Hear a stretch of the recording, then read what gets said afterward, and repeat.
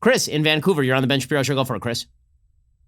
Hey, Ben. I'm a Canadian, obviously, Ben, as you said there. So I have the benefit of experiencing socialized medicine in my life.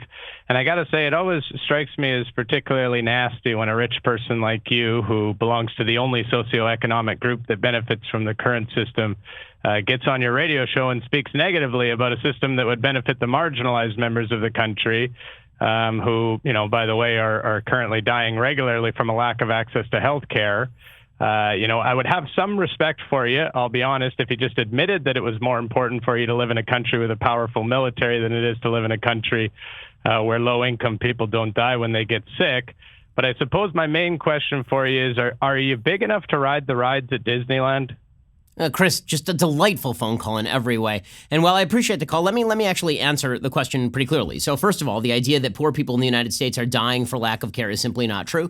In fact, there is Medicaid that is available for a huge variety of people who are low income in the United States. The idea that we have a completely privatized system is nonsense. We have Medicare available for people who are elderly. Also, we have emergency care available for everybody by law. Second, the idea that life expectancy in the United States is dramatically lower than that in Canada neglects to actually adjust for homicide and car accident death. When you do that, the United States has the longest life expectancy, including in Canada. Third, people in Canada who actually need emergency, who need any sort of elective care tend to come to the United States for that generalized elective care. This is particularly true for cancer treatment. Fourth, the notion that only poor people, that only rich people in the United States have health insurance is absolutely insane. 160 million people in the United States have health insurance coverage through their employer. And the vast majority of those people, by all polling, about 80% of those people are extremely happy with that health insurance. So the idea that only rich people in the United States are really happy with their health care in the United States is simply a lie through and through.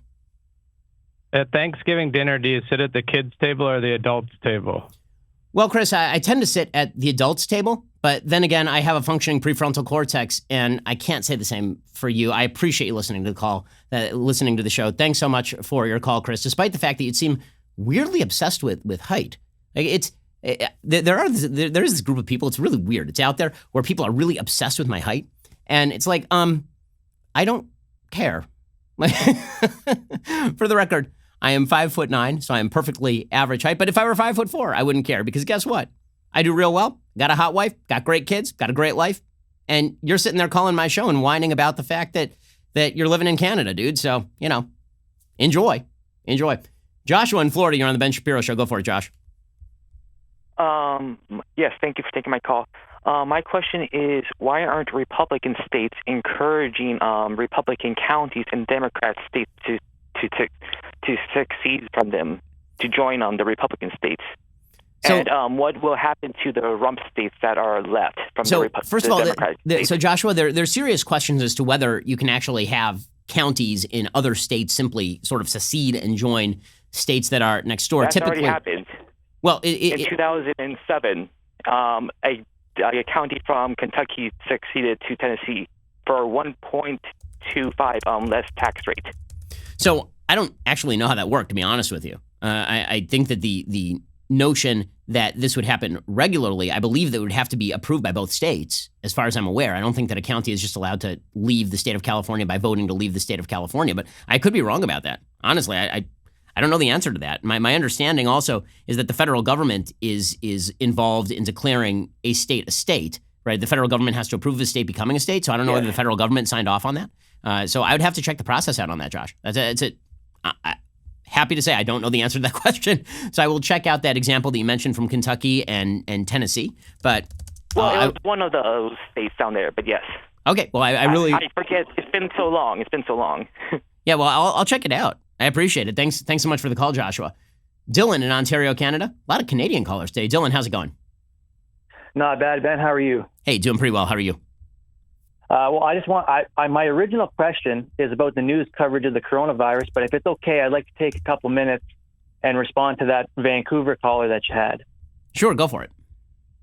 Well, my dad has had a lot of health problems over the years, right? And since Canada is, the government's in control of who gives you medicine and who can get the medicine, he has suffered over the past 30 years because the government deems him not worthy of all the surgeries that he should be getting.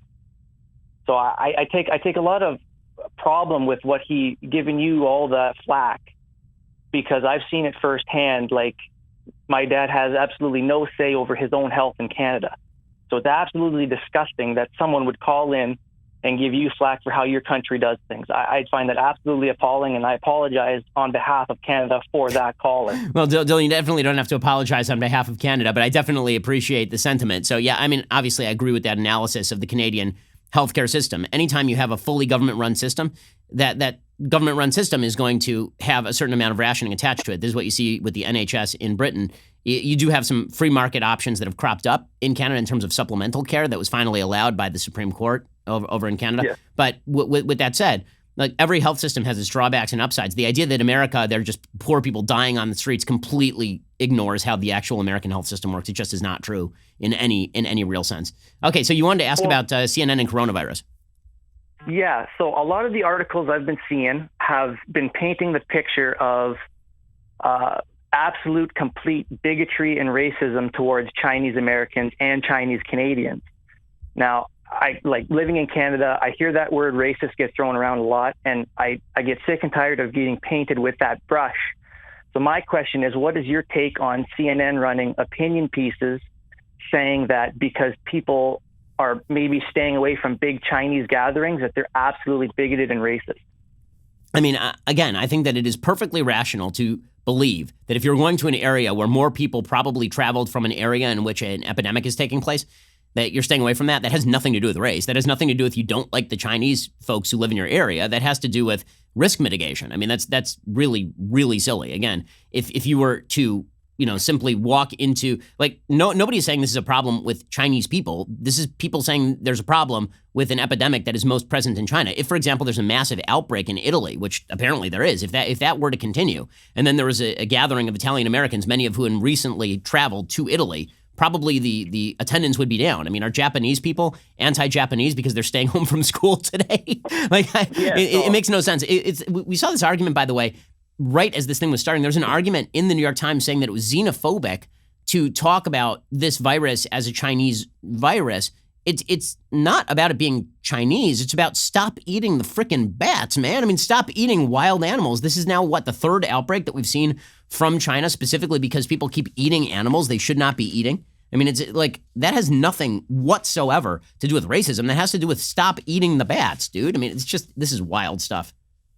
Yeah, in human history, the only person that's ate a bat and not got sick was Ozzy Osbourne. So, I mean, Dylan, good Ozzy Osbourne reference. It's one of those things where it's just, like you always say, it's welcome to Crazy Town. Riding that crazy train. It blows my mind. Riding that crazy train right there. Really appreciate it, Dylan. Let's move on to Sam in Massachusetts. Sam, you're on the Ben Shapiro Show. Go for it, Sam. Hi, Ben. How you doing? Hey, doing pretty well. Go for it. So, obviously, with Massachusetts, Warren, how she's really declining and she's become a corpus just like Biden has until recently. But how do you think Massachusetts is going to go for the Democrats' primary? Well, I think that the best available scenario for Warren is that she wins. I think that again, because Bernie is right next door, my guess is that Bernie probably pulls out Massachusetts by a couple of points, but Warren could easily win Massachusetts. I mean, I think that there haven't been a lot of polls in Massachusetts done at this point. In fact, I'll check them out right now. But I believe that right now they are running about even. I would expect that they end up running about even. Right, yeah. I mean, the last poll that was done was UMass Lowell had a poll that came out a week ago, and it had Sanders and Warren running 21-20, Sanders to Warren. So Buttigieg and Biden and Bloomberg are all in double digits as well. So Massachusetts is a little bit up for grabs, but I would expect that Bernie probably ends up winning Massachusetts by a couple of points, but you could easily see Warren winning the state. She's not a real contender for the presidency at this point. She's really running for vice president. As I said, during the debate, she was basically slipping her resume to Bernie Sanders for the VP candidacy. So I think that that's really what she's going for at this point. But, a few delegates could help her, right? If she gets a couple hundred delegates in the Super Tuesday contest, and then she can toss those to Bernie to help put him over the top, he could give her the VP slot for that. That's what happens at open conventions. Sam, really appreciate the call. Debbie in Mount Carmel, Tennessee. You're on the Ben Shapiro Show. Go for it, Debbie. Yes. Hi, Ben. I would like to know your opinion on if Trump wins the presidency again, will the Democrats finally let him alone and quit trying to get him out of office, or will it just get worse? Nope, it'll get worse. There is no better, Debbie. I think that the likelihood is that they probably find some excuse to try to impeach him again a couple of years in.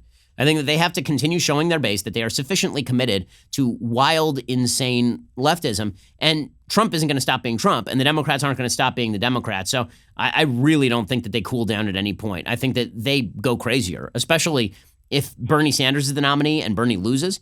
I think they go crazy if Biden is the nominee and Biden loses. I think the Bernieites go wild on the Bernieites inside the party. I mean, the Bernieites go wild on the Bidenites, right? Let's say Biden gets the nomination and Bernie doesn't. And let's say that Biden then goes on and loses. The Bernie people are just going to go after the Biden people with an axe. And for Republicans, it'll be fun to watch, but then those people will take over the party and even more than they already have and go after Trump even more. Debbie, really appreciate the call.